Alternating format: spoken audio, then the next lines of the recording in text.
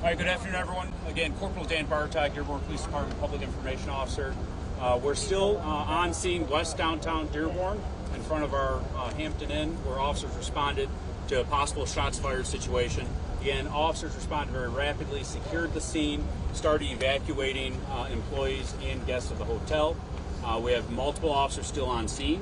The suspect has been contained, and we're actively negotiating with the suspect at this time. We don't have anything new other than that at this point. Michigan State Police and other regional, state, and local law enforcement agencies are on scene assisting as well. Chief Shaheen was on scene immediately and has been inside the hotel. He's joining us for the press conference at this time. Turn over to Lieutenant Shaw for an update. So I just want to remind everybody again, same thing that we talked about before, is to stay away from the area.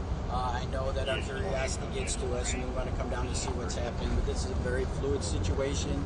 We don't want people to come out here and get caught up in a spot, especially if this circumstance should change. So again, just stay away from downtown Dearborn. We'll let you know when it's clear to come back down here. We also want to remind everybody that this is Dearborn scene.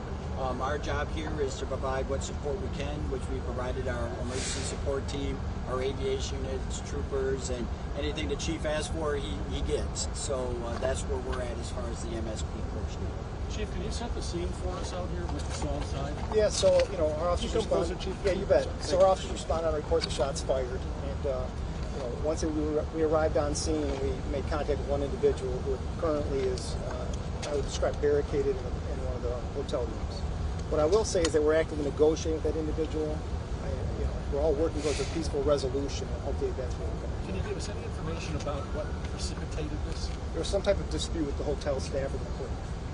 And was it for have him leaving the hotel? No, it revolved around money.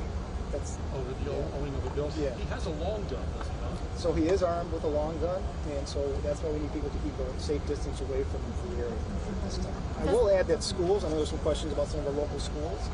None of them need to be on lockdown. They're safe to release all the children. There's not a concern as far as that goes. Chief, there are conflicting reports about how many people have been injured here. So we have one victim of a gunshot. That is it. There is no one else who has been hit by gunfire. As of right now, no, but again, it's an active investigation or scene at the moment. Was the person an employee of the hotel who was the injured party? Yeah, that I don't have information on. Are they someone who was with the shooter? Not that we know. Was he shooting out the back of the hotel? That is not. That is not. Do we know how many shots have been fired? That I don't have. Does this shooter have a military? Can you talk about that military background? Yeah, I can't confirm that as well, you guys. I know you guys are interested in getting information out to the public, and I appreciate the public's interest to know. But it's an active scene, and my primary focus right now is seeing that it resolves peacefully. But I appreciate the question. Has everybody been evacuated but the scene up there now from the hotel? So we've gone through and evacuated all the hotel rooms as best we can at this point, but we're still working on that as well. It's a big hotel with 5 floors.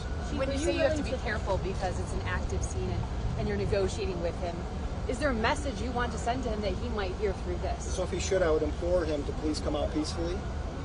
Nobody wants to see anybody else get hurt as a result of this incident. I just implore him to come out peacefully. I mean, the preservation of life here is what's our top priority. And are you willing to wait this out as long as it goes? At this point, yeah, it's going to be a waiting game. And like I said, we're working through it. I'm very happy to say that I've got the state police, Oakland County, Taylor Police Department, Feds, Wayne County, everybody's reached out, and I appreciate everybody's help.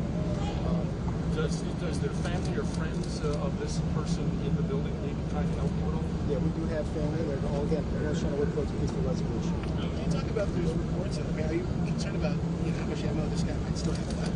Yeah, sure, I'm concerned about that. Absolutely. Do we know where he's from? I don't have that information. So listen, I know there's probably a lot of other questions, but at this point I'd like to conclude the question here, unless you have something like that. I'll only say please just respect the, what our police chief is speaking to at this moment. As soon as we have details, we'll be sure to share with the public. The best message that we can ask the media to convey to the general public is to avoid this area. This is obviously an isolated and active situation, and so we just want to make sure that we're providing our officers the support that they need to ensure a peaceful resolution. And is any information available about the condition of the I don't have information at this point, but you asked another question. I'm praying for him, and I'm praying for all the officers here on the scene that this ends peacefully. So I'd like to send that out as well, okay? All right, thank you, everybody. All right, thank you, ladies and gentlemen. Thanks, Chief.